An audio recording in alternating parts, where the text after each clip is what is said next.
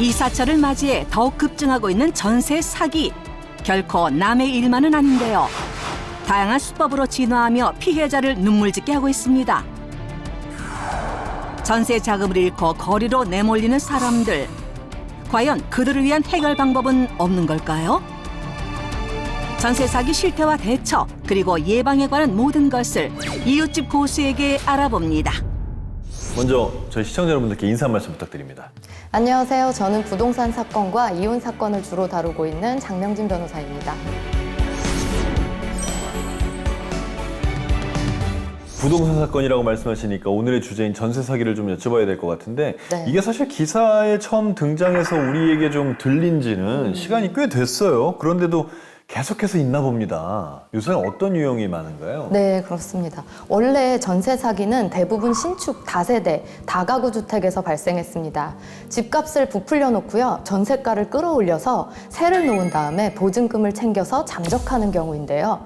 그런데 과거 2, 3년간 이 부분에 대한 이야기가 많이 알려져서 지금은 많이 줄었습니다만 임대차 기간이 기본적으로 좀 2년이잖아요. 그렇죠. 그래서 한 번 연장하면 또 4년이 되기 때문에 이제 와서야 사고로 판명되는 경우도 적지 않습니다. 따라서 최근까지도요, 임차인이 만기에 퇴실을 하려고 하는데 보증금이 후임차인을 구할 수 없는 높은 금액이라든지 만기에 퇴실하려 했더니 이미 소유주가 바뀌어 있고 현재 소유주는 보증금을 내어줄 수 없는 형편이라든지 이런 상황이 좀 지속되고 있습니다.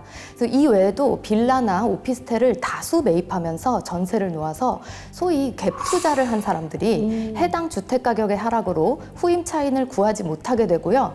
또 보증보험에 가입한 경우에는 보증기관에서 보증사고 관련 조치로 해당 임대인이 임대하고 있는 모든 주택의 압류를 설정해가지고 연쇄적으로 피해가 발생하는 경우가 있습니다.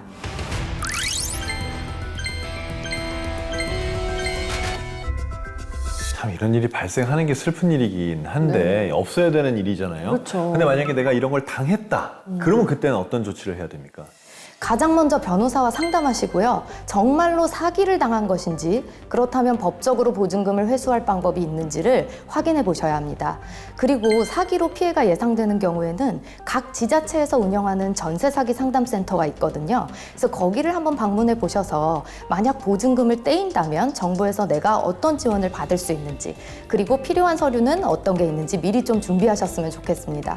그리고 혹시 주변에 같은 피해를 본 임차인이 있으면요. 같이 상황을 공유하고 소통하면서 좀 같이 대응해 보는 것도 좋은 방법입니다.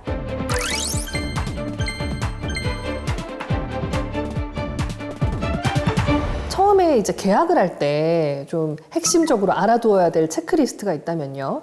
네, 일단 계약 단계라면요. 등기부등본과 건축물 대장은 기본적으로 확인하셔야 합니다. 등기부등본으로는요. 계약하러 나온 사람이 소유주가 맞는지, 임차 물건의 가압류, 가등기, 근저당 등 소유권 이외의 권리가 설정돼 있지는 않은지 확인하시고요. 건축물 대장을 통해서는 역시 소유주, 그리고 임차 물건이 주거용인지, 위반 건축물 표시가 되어 있지는 않은지 이런 사항을 확인하시면 되겠습니다. 그 집합 건물은요. 아파트라고 생각하시면 됩니다. 집합 건물은 위 두 가지 서류로 물건의 이상 여부가 99% 이상 확인됩니다. 그렇지만 단독주택이라면 토지대장이나 토지 이용 계획 등을 추가로 확인하셔야 합니다. 이거는 본인도 확인하실 수 있지만요. 실무상 계약을 진행하는 공인중개사가 확인해줘야 할 사항입니다.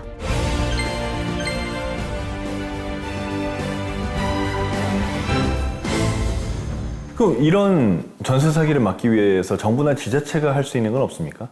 네, 정부가 그래서 전세 사기 예방을 위해서 작년 4월에 공인중개사법 시행령을 개정해서 공인중개사의 확인, 설명 의무를 강화했습니다. 주택에 대한 권리 부분 외에도 확정일자 부여 현황이라든지 전입신고 현황 등을 열람할 수 있다는 그런 사실을 알려주게 했습니다. 그런데 제 생각으로는요, 해당 보증금으로 전세자금 대출이나 보증보험 가입이 가능한지도 이 확인 설명 의무에 포함되도록 하면 좋겠습니다. 자, 그럼 끝으로 우리 시청자분들께 마지막 말씀 부탁드릴게요. 내 앞에 선순위 권리가 존재하지 않는 집을 웬만하면 임차하셔서 확정일자나 전입신고 등 주택임대차보호법에 의한 기본적인 절차를 이행하시고 거주하시는 것이 중요합니다. 또한 계약을 진행하시면서 궁금한 점은 지나치지 마시고 공인중개사 등에게 꼭 알려달라고 요청하시기 바랍니다. 전세계약에서의 의심은 결례가 아닙니다. 네. 자, 오늘 말씀 감사합니다. 감사합니다.